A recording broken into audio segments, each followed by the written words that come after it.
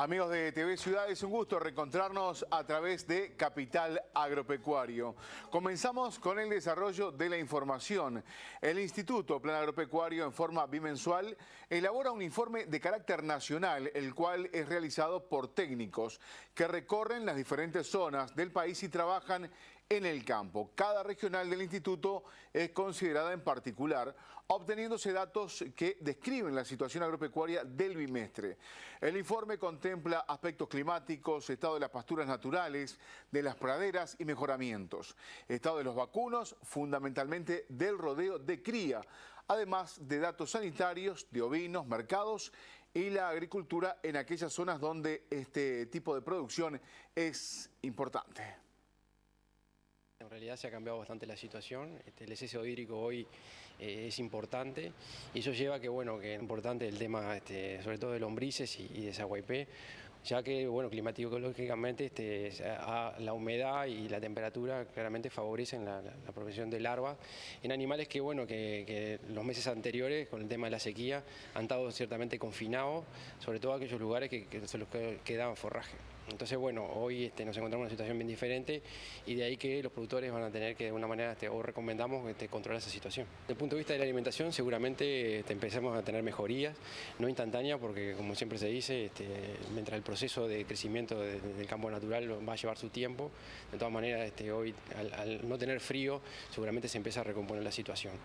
De ahí a que tengamos mejora en las condiciones corporales de los animales y de ahí también mejora desde el punto de vista inmunitario, va a llevar su tiempo, por lo que tenemos, sobre todo al principio de primavera, que controlar lo que son enfermedades. Como yo decía hoy, desde el punto de vista parasitario van a ser importantes. No hay que cuidar el tema en el norte, el tema de garrapata. Tuvimos un otoño muy complicado. Eso llevó que la oferta de garrapatas haya sido muy importante, incluso con mortandad de animales. Y esperamos que este año arranque temprano, si no caen más fríos. Así que los primeros tratamientos ya a finales de agosto y septiembre se imponen por calendario y no esperar a ver garrapata. De otro lado, el tema de enfermedades, también tratar de controlar enfermedades clásicas y que siempre son oportunistas, como el tema de clostridios y carbúnculo, a los efectos de no tener pérdidas animales y llegar a la primavera con un buen estado sanitario. Del miércoles 9 al domingo 20 de septiembre se realizará la tradicional Expo Prado. Más de 500.000 personas serán testigos de la gran historia del Uruguay. Años de trabajo genético en bovinos, en ovinos, en equinos, en suinos, en caprinos, felinos, conejos, aves y caninos. Mario Grandal es parte y testigo de la Expo Prado. La Asociación Rural que está fundada en 1871, o sea, tiene 150, casi 150 años, casi 140 largos. Desde su inicio estuvo totalmente vinculada y su fundación fue quienes la fundaron, la fundaron con ese objetivo de fomentar lo que era la producción agrícola o la producción ganadera del Uruguay. En momentos en donde todo era muy amateur, si se quiere, ¿no? Una de las patas más importantes de ese proceso es el tema del mejoramiento de las distintas especies, de las razas que había, de los animales que había, o sea, animales que no tenían pureza racial, que se cruzaban o tenían cría o se cruzaban toros con vaca casi que al libre albedrío de los propios animales, y empezar a aplicar lo que es la parte científica de producir en la ganadería, que es en el primer elemento que tenemos, que es la genética, ¿no? O sea, buscar los animales mejores para que sean esos quienes transmitan a su descendencia esas características positivas. Eso se realiza a través de los registros genealógicos que la Rural manejó durante muchos años, se realiza a partir de la selección de los animales mejores en los establecimientos, con mediciones, pesando los animales, valorando determinados elementos objetivos que se podían ver en el animal y inevitablemente en la medida que los distintos criadores o productores del Uruguay iban mejorando sus ganados, naturalmente surge la necesidad de compararse, de ver cuáles son los mejores, y allí surgen las exposiciones. Las exposiciones que son un elemento que durante muchos años no fue el único, pero era uno de los más importantes, que permitía elegir cuáles eran los animales superiores. Los jurados elegían cuál era el animal mejor de la raza, de cualquier raza, para el carácter, para el destino que esa raza tenía. Si era producción de leche, cuál era el animal más adecuado para eso. Lo mismo con las ovejas, lo mismo con los caballos. Eso fue digamos, la génesis de lo que es las exposiciones de la rural. Fueron obviamente también evolucionando, o sea, se fueron incorporando no solamente lo que era la parte de comparar animales, sino que empezaron a integrarse otros elementos que también inciden en lo que es la producción, como es la alimentación, los productos veterinarios que curan enfermedades, productos sanitarios, distintas formas de manejo de esos animales para técnicas nuevas de reproducción. Digo, y en estos 110 ediciones de la exposición, de alguna manera se han ido agregando a estos eventos todas esas características nuevas, todos esos elementos nuevos, esas patas nuevas de la producción que inciden en el resultado final, que es producir más carne, más leche, más lana, más... La edición 110 de la Exposición Internacional de Ganadería y Muestra Agroindustrial y Comercial cuenta con una inscripción récord de animales. Hablamos de la mejor genética del país. Los animales que llegan a la exposición, de alguna manera, por comparación, lo que nosotros estamos acostumbrados a las Olimpiadas, más alto, más largo, más rápido. Los animales que llegan a la exposición son animales que, más allá de tener básicamente el mismo origen que los animales que podemos ver en el campo, más allá de que puedan venir de líneas o de familias, digamos, con una calidad superior en sus características genéticas, tienen casi desde su nacimiento y diríamos desde antes de su nacimiento, una preparación, una atención muy especial de los productores en donde se le integra tecnología, equipos de trabajo, lo mejor que hay en cada una de las distintas áreas que influyen en el crecimiento de ese animal o en la presentación del animal de la mejor manera.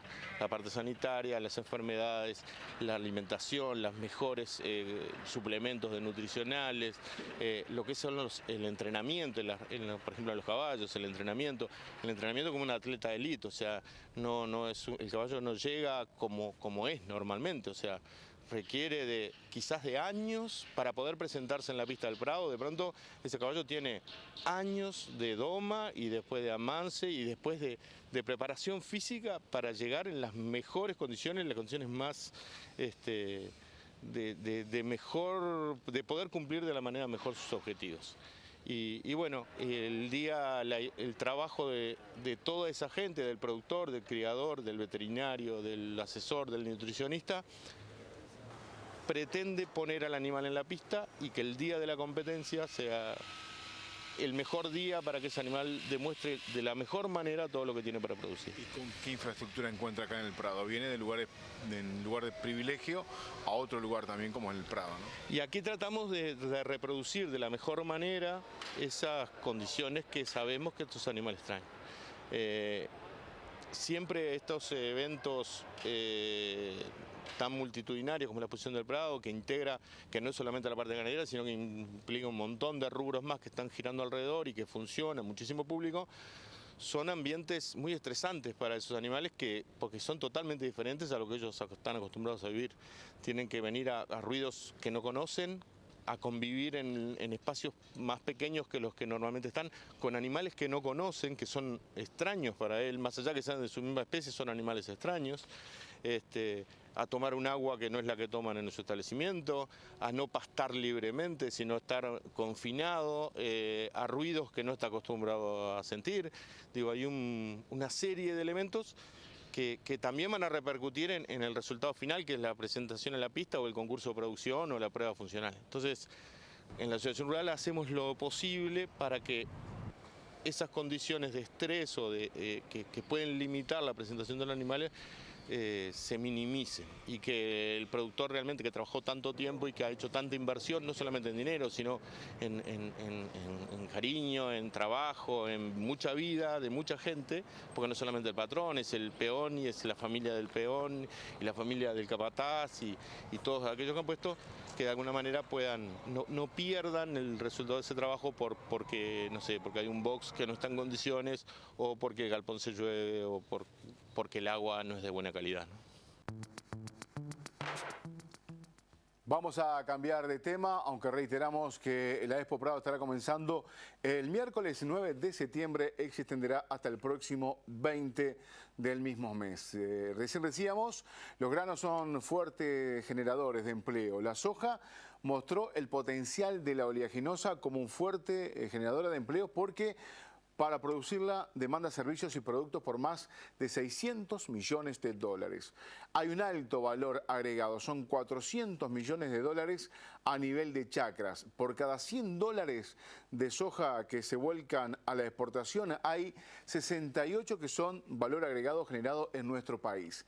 Las cifras desde Deloitte aseguran que se generan 7.500 empleos rurales por los cereales y oleaginosos aquí en Uruguay, a los que se suman otros 8.000 puestos de trabajo en rubros relacionados con la agricultura, como venta de insumos y servicios. El asesor técnico de la Oficina de Programación y Políticas Agropecuarias del Ministerio de Ganadería, Gonzalo Souto, se refirió a la situación actual de la agricultura en nuestro país. El Uruguay, en el caso de la agricultura, al igual que en otras áreas en otras cadenas de valor del agro, tiene un perfil marcadamente exportador, o sea que estas caídas de la producción agropecuaria que estábamos mencionando, que podríamos esperar para el caso del trigo, como mencionábamos antes, no deben generar alarma para los consumidores de que les vaya a faltar trigo para hacer la harina o el pan. Lo que sí va a ocurrir es que el destino principal de la producción de trigo, que es la exportación, o lo mismo otras actividades del agro, del sector agrícola, que tienen como destino prioritario la exportación, van a seguirse desarrollando, va a haber exportación también, pero en volúmenes mucho más chicos, ya que lo que va a faltar es una parte del volumen producido de la que se destina a la exportación, que va a ser menor, con todo lo que eso implica. Primero, que va a haber una cantidad importante de dólares que ingresan al país que van a dejar de ingresar, comparados con los años previos, y menor volumen de cualquier cadena de estas de producción implica que hay menor nivel de actividad en toda la cadena de valor, ¿verdad? Hay menos servicios de contratación de cosecha porque hay menos hectáreas plantadas y por tanto hay menos hectáreas de trigo cosechadas y por tanto son menos servicios de maquinaria que se venden para realizar la recolección, y después hay menos viajes de camión para llevar el trigo hacia los depósitos y después hay menos viajes de camión para llevar el trigo de los depósitos al puerto. Y cualquier otra cosa que uno imagine. También menos hectáreas de trigo implican menos venta de fertilizantes para esas hectáreas, menos agroquímicos para esas hectáreas, menos semillas para esas hectáreas, menos servicios técnicos aplicados a esas hectáreas de trigo. O sea, la cadena de valor, tanto hacia atrás como hacia adelante, tiene una cantidad de encadenamientos y de impactos que cuando el nivel de actividad crece, se expanden. Y genera el efecto virtuoso al cual hemos asistido durante los últimos 10 o 15 años, claramente visualizable en el interior del país, cuando uno advierte ciudades del interior, pueblos, localidades que empiezan a encontrar niveles de movimiento, trabajo, empleo, condiciones de vida mejores, y cuando ocurre el proceso inverso, ocurre lo esperable, es decir, que esa tendencia favorable empieza a mostrar alguna erosión. Por supuesto, también hay que tener en cuenta que en actividades como la agricultura en particular, pero como toda la agropecuaria en alguna medida, que están asociadas a la volatilidad del mercado y a la volatilidad del clima, y por lo tanto se generan a veces inevitablemente movimientos, lo que llamamos el efecto año muy marcado. O sea, es natural pensar que haya subas y bajas, que haya trayectorias de crecimiento y descenso entre un año y en otro, respondiendo a las condiciones de negocio, no siempre son las favorables. Tal vez la peculiaridad del pasado reciente es que siempre, o que durante un periodo muy largo de años, enfrentamos condiciones que siempre favorecían el crecimiento de la actividad, y ahora por eso llama un poco más la atención el proceso de caída, aunque también hay que reconocer que la magnitud de la caída en algunos cultivos es importante. Hacemos una pausa, en minutos nada más. Vamos a recibir a la ingeniera agrónoma Jacqueline Gómez, presidenta del Instituto Nacional de Colonización. La pausa y volvemos.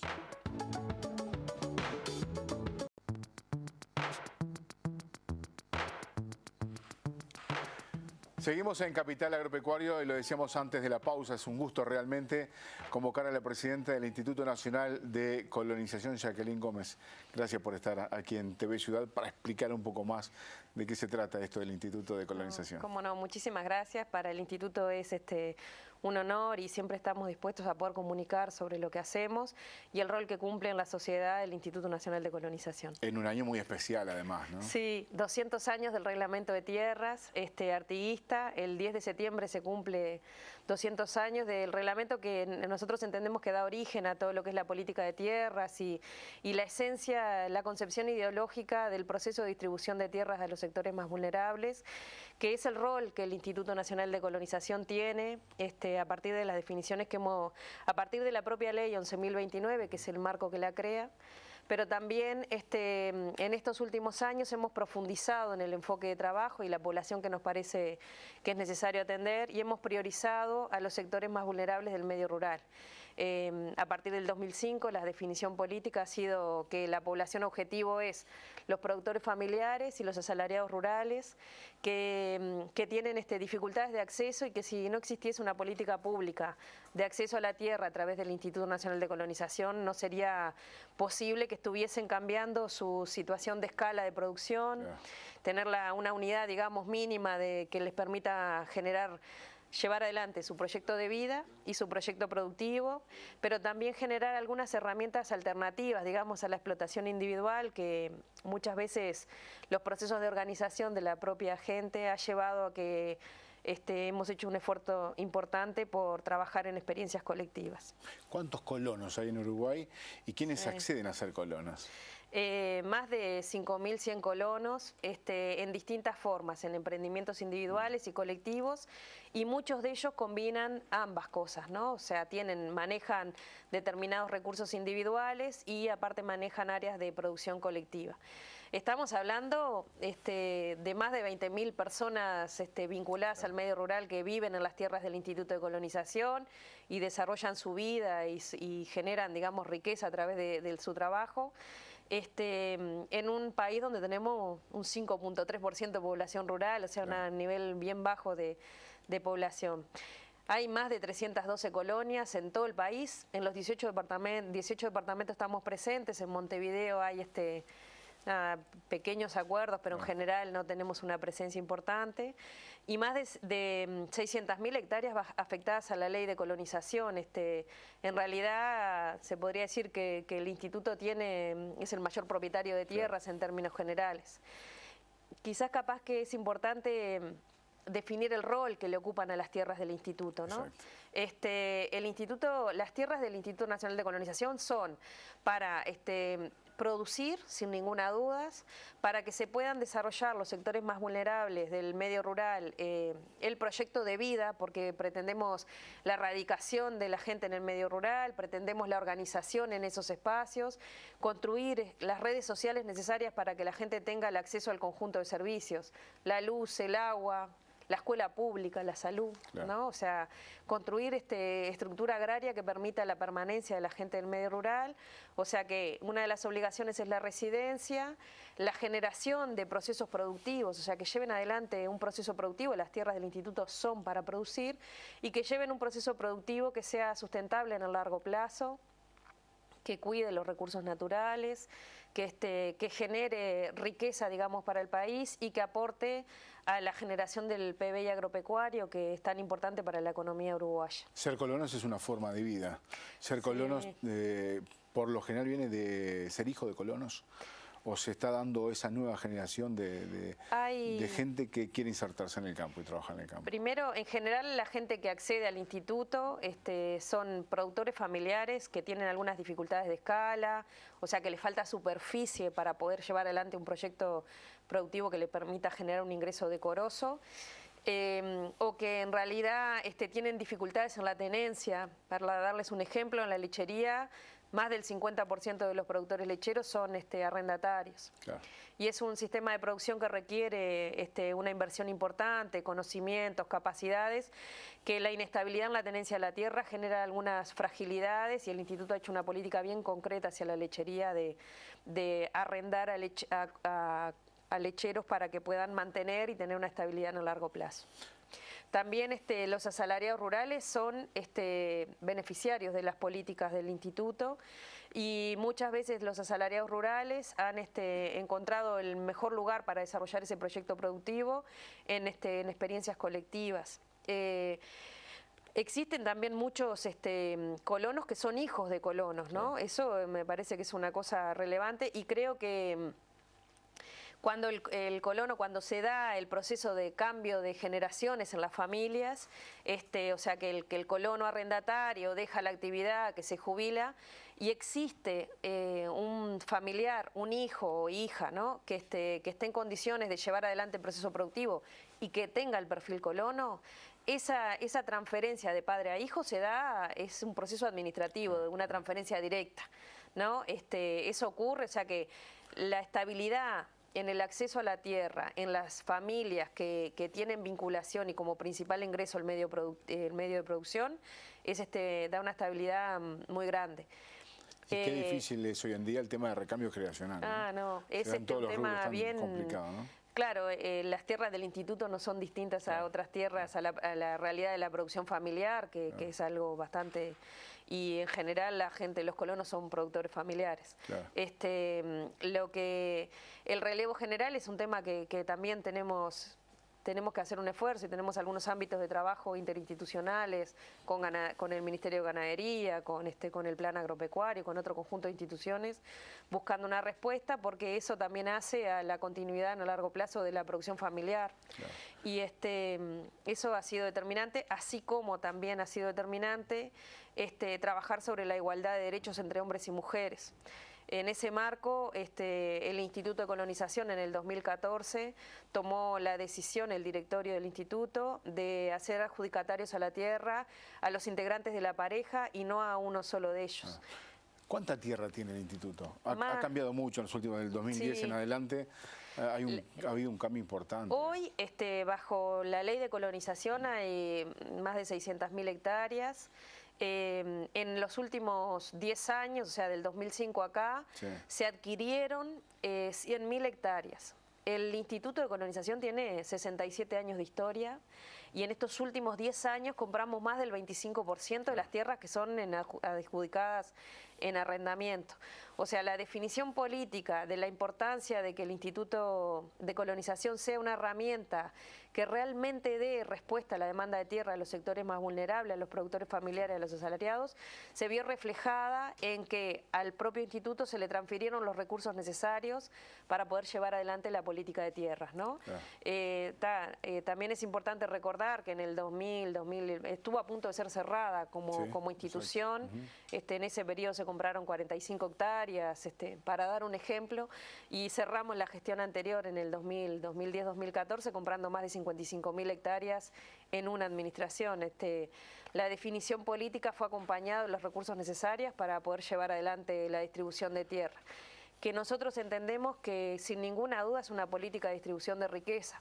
Los recursos provienen de 2 impuestos que permite que el instituto compre las tierras y sean adjudicados a los sectores más vulnerables en arrendamiento, ¿no? O sea, nosotros no entregamos la tierra en propiedad, entendemos que la política de tierras la tiene que llevar adelante el Instituto Nacional de Colonización para estos sectores. Por lo tanto, es determinante para nosotros mantener las tierras en propiedad del Estado, entregándolas, o sea, a los colonos en formato de arrendamiento, claro, y con una relación de estabilidad en el arrendamiento, los abuelos a los hijos. O sea, en realidad la continuidad de las familias en el medio rural, en las tierras del Instituto de Colonización, es de una estabilidad impresionante. Jacqueline, te invitamos para que vuelvas a Capital Agropecuaria TV Ciudad para seguir hablando de este tema tan apasionante y me quedan algunas preguntas, como si hay lista de espera para entrar en colonización. Esa es la pregunta clásica, me imagino que te deben de hacer varias, ¿no? Che, ¿cómo se puede hacer para tener tierra de colonización? Hay mucha gente que se quiere radicar en el campo y hay mucha gente joven también que se forma para eso. El agradecimiento por crear conciencia agropecuaria entre nosotros. La demanda es altísima y lo que es importante, me parece que tengan claridad, es que los llamados son llamados públicos y totalmente abiertos. O sea que hay que estar informándose, pero muchísimas gracias por la oportunidad. No, muchísimas gracias a ti. Estamos finalizando Capital Agropecuario con el objetivo de volver la próxima semana, es que nos comprometemos a crear conciencia.